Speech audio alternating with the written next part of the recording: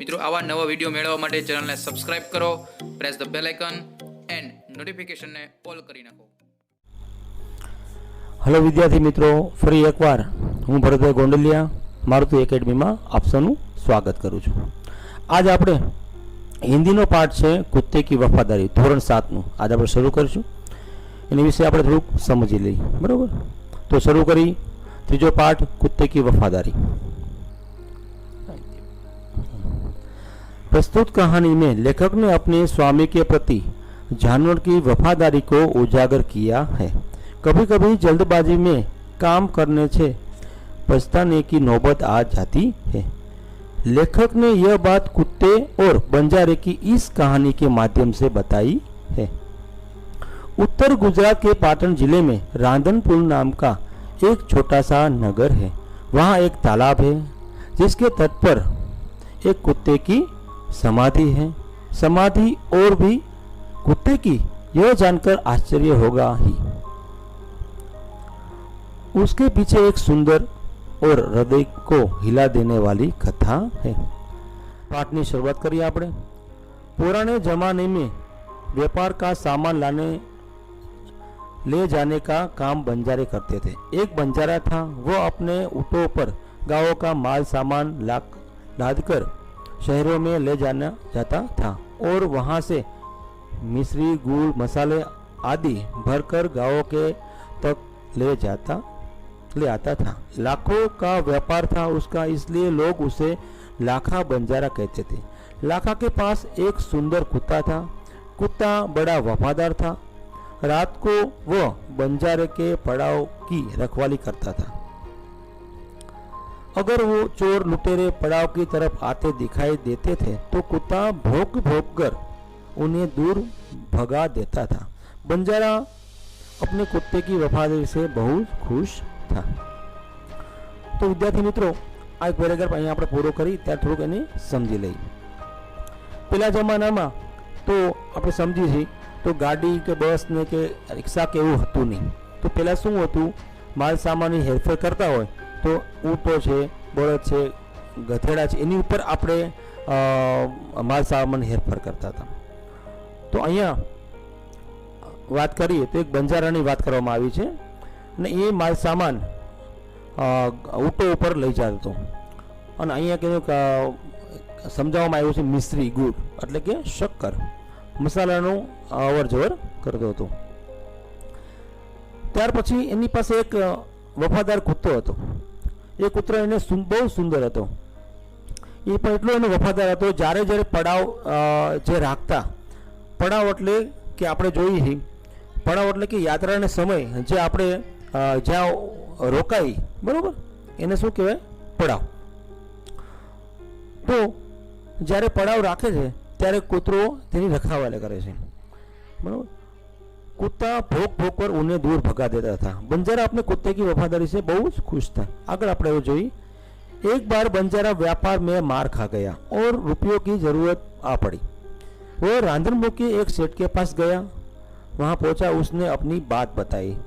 सेठ ने कहा, रुपये तो मैं दे दूंगा, मगर उसके बदले में तुम क्या गिरवी रखोगे? लाखा बोला, सेठ जी मेरे पास फूटी कोड़ी भी नहीं है. मैंने व्यापार में सब कुछ खो दिया है. मेरी जबान पर विश्वास रखें और मुझे रुपये दे दीजिए.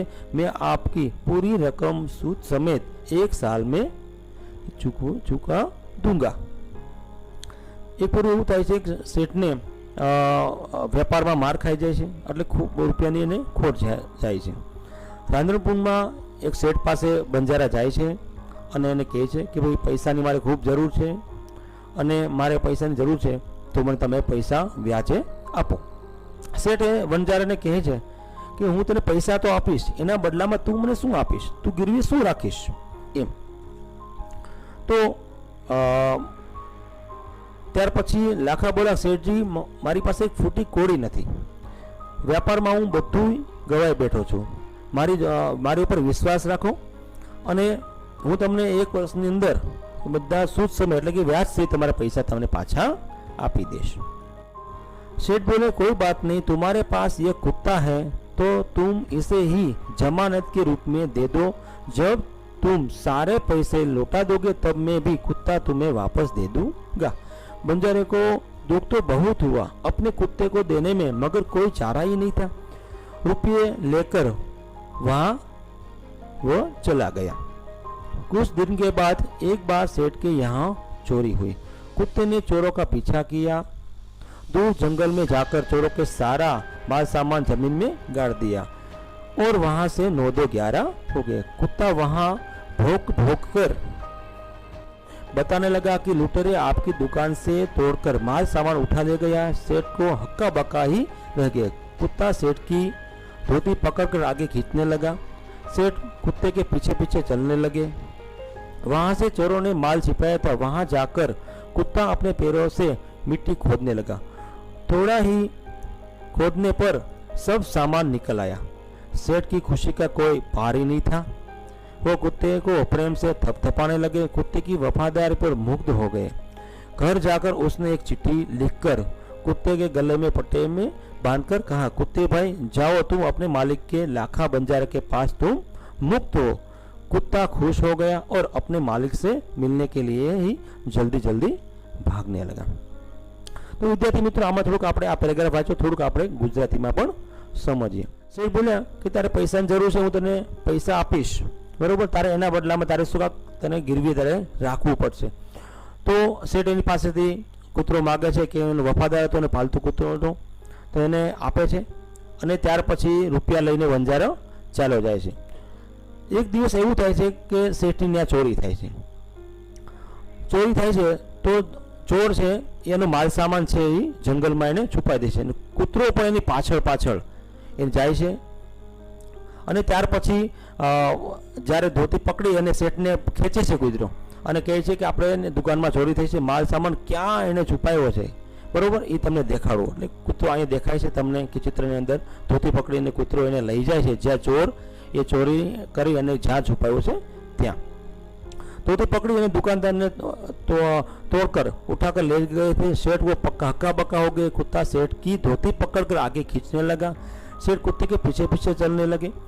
सेठ पाछळ पाछळ जाए छे અને ચોર માલ સામાન ક્યાં છુપાયો છે ત્યાં પાછળ જોવે છે અને પછી ત્યાર પછી ત્યાં ખોદે છે તો ખોદીને જોવે છે તો માલ સામાન એને મળી જાય છે અને સેઠ બહુ ખુશ થઈ જાય છે અને કૂતરાને થપથપાવે છે અને ખુશીથી આનંદથી અને વફાદારીને મુક્ત થઈ જાય છે અને પછી ખુશ થઈ જાય છે કે પછી ત્યાર પછી સેઠને એમ થાય છે કે ભાઈ હવે આણે મારી વફાદારીનું બધું એને મને જે માલ સામાન આપી દીધો આને સિવાય મારે કાંઈ જોતું નથી, હવે મારે બંજારાને એને આ કૂતરો પાછા આપી દેવો જોઈએ। પછી એક શેઠ એક ચિઠ્ઠી લખે છે અને કૂતરાને ચિઠ્ઠી એક બાંધી દે છે અને કૂતરાને કહે છે કે જા, હવે તું મુક્ત છો, જા તારા માલિક પાસે જા।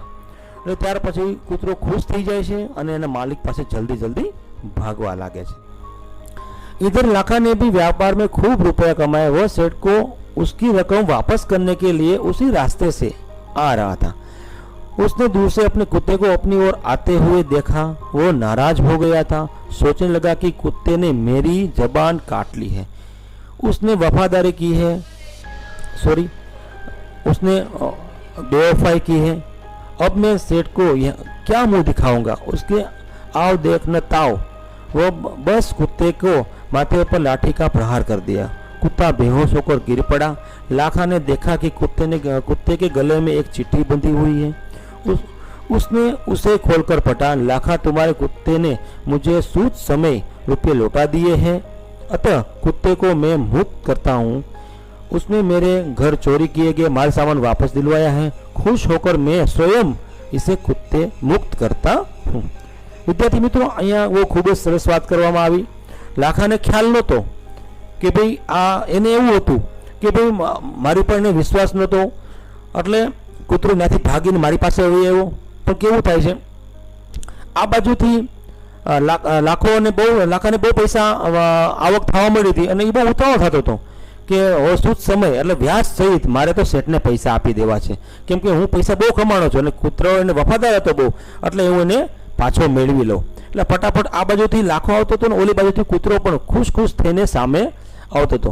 લાખાને એવું થાય છે કે મારી વફાદારીનું બેવફાઈ મારી સાથે બેવફાઈ કરી છે, બરોબર, એટલે એ પણ એ જોઈને લાકડી એને પછી લાઠીથી એને પ્રહાર કરે છે અને કૂતરો શું છે, બેહોશ થઈ જાય છે અને ત્યાર પછી કૂતરાના ગળામાં એક ચિઠ્ઠી હોય છે. એ લાખો જે વણજારો છે એ વાંચે છે અને એને પછી દુઃખ થાય છે કે એની અંદર લખ્યું હતું કે तुम्हारे कुत्ते ने कुछ समय मेरे पैसे लौटा दिए हैं.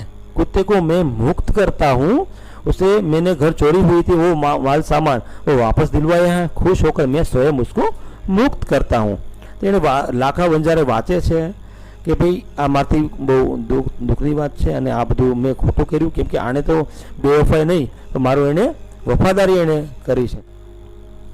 लाखा तो चकित हो गया. वो चिल्लाने लगा, हाँ यह मैंने क्या कर दिया, हाँ यह मैंने क्या कर दिया. वो कुत्ते के शव को अपनी गोद में लेकर फूट फूट कर रोने लगा. लेकिन अब पछताए हो तो क्या, जब चिड़िया चुग गई खेत. तो લાખાને ખ્યાલ નથી હોતો. લાખો વણજારો છે એ રાડ પાડવા મળે છે, ચિલ્લાવવા મળે છે કે આ મારથી શું થઈ ગયું, આ મારે નહોતું કરવું, અને ફૂટ ફૂટ બહુ જોર જોરથી રોવા લાગે છે. ત્યાર પછી આપણે આગળ જોઈએ. उसने उस वफादार कुत्ते की समाधि बनवाई जो आज भी पाटन जिले के रांधनपुर के तालाब के किनारे पर खड़ी है और उस कुत्ते की वफादारी के साथ संसार का कोई सुना रही है. તો આ મેં તમને કીધું તે પ્રમાણે કે આ કહાનીની અંદર એક સત્ય છે. કૂતરા આપણે એક પાલતુ પ્રાણી છે, તે આપણે વફાદાર હોય છે, ઘણા પાળતા હોય છે, તમને ખ્યાલ છે. તો એનું આ એક સત્ય ઘટના ઉપર એક કહાણી અહીંયા આપી છે. એટલે એની જે લાખો વણજારો છે એની સમાધિ બનાવે છે, સ્મારક બનાવે છે.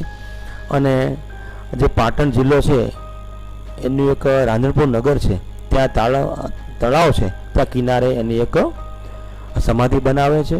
અને આ સમાધિ છે એ કુત્તે કી વફાદારી એ સાથે સાથે સંસારનો જે કથા છે એ સંસારનો કોઈ એક સુના રહી છે. અહીંયા તમે ચિત્ર પણ આપેલું છે, સરસ મજાની આ સમાધિ દેખાય છે, જે રાંધણપુર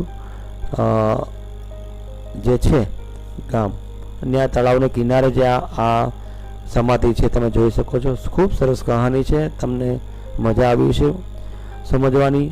તો અહીંયા આપણે આ પાઠ પૂર્ણ કરી છે. આ પાઠ તમને ગમ્યો હોય તો મારુતિ એકેડમીને સબસ્ક્રાઈબ કરજો, લાઈક કરજો અને શેર કરજો. Good bye, take care.